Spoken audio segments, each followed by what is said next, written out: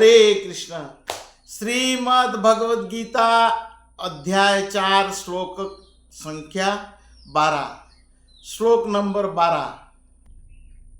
कांक्षतः कर्मणां सिद्धिं यजन्त इह देवताः क्षिप्रं हि मानुषे लोके सिद्धिर्भवति कर्मजा।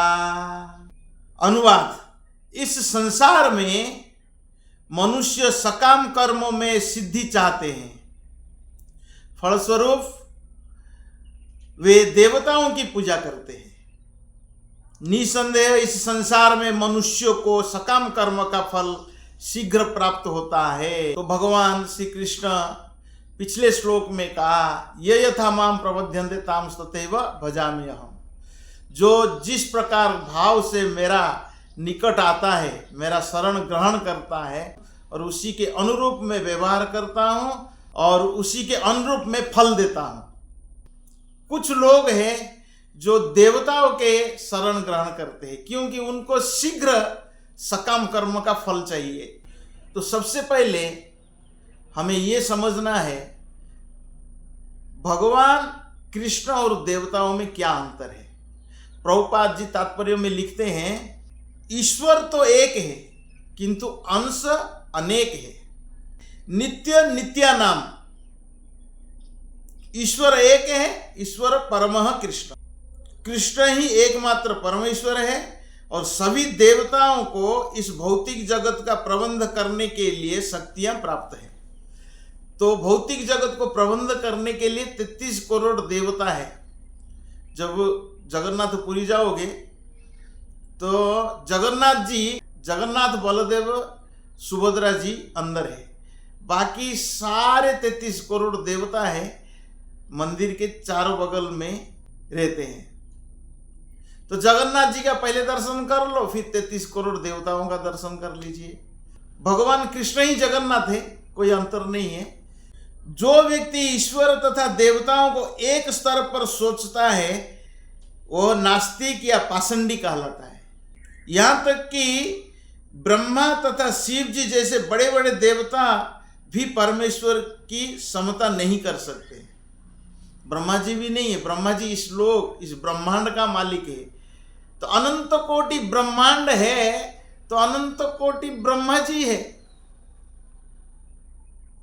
तो भौतिक जगत का मालिक ब्रह्मा जी है, शिव जी संहार करते हैं भौतिक जगत का, लेकिन अनंत कोटि ब्रह्मांड का मालिक है भगवान श्री कृष्ण।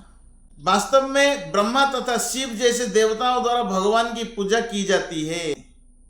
अनेक मूर्ख लोग मनुष्य के नेताओं की पूजा उन्हें अवतार मानकर करते हैं।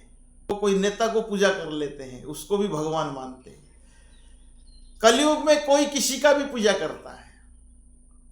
ऐसा देखा जाए चंडी चामुंडी भूत प्रेत को भी पूजा करते हैं। ऐसे इस संसार में भ्रम धारणा है।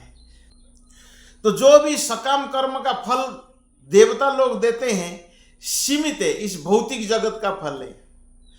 तो इस संसार के लोग धनम देई जन्म देई वो मांगते हैं। किसी को धन चाहिए, कुबेर के पास कुबेर की पूजा करते हैं।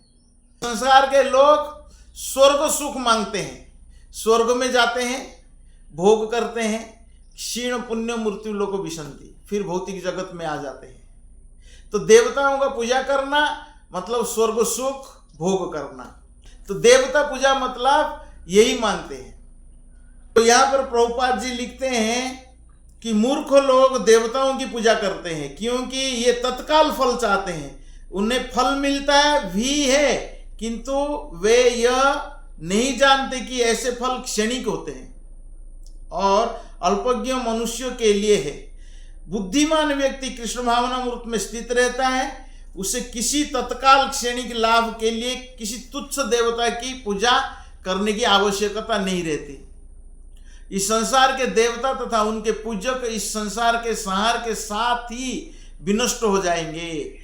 ऐसे क्षणिक वस्तु को प्राप्त करने के लिए लोग देवताओं की या मानव समाज के शक्तिशाली व्यक्तियों की पूजा करते हैं। कुछ क्षणिक वस्तु प्राप्त हो, धन परिवार, ये सब क्षणिक है। हमारी मृत्यु निश्चित है, मृत्यु के साथ साथ सब कुछ नष्ट हो जाता है। संसार का वस्तु इस संसार में छोड़कर चले जाएंगे। मनुष्य को इंद्रियों भोग के पीछे दीवाने नहीं होना चाहिए, भगवान का भक्ति करना चाहिए और भगवत धाम जाना चाहिए। हरे कृष्ण।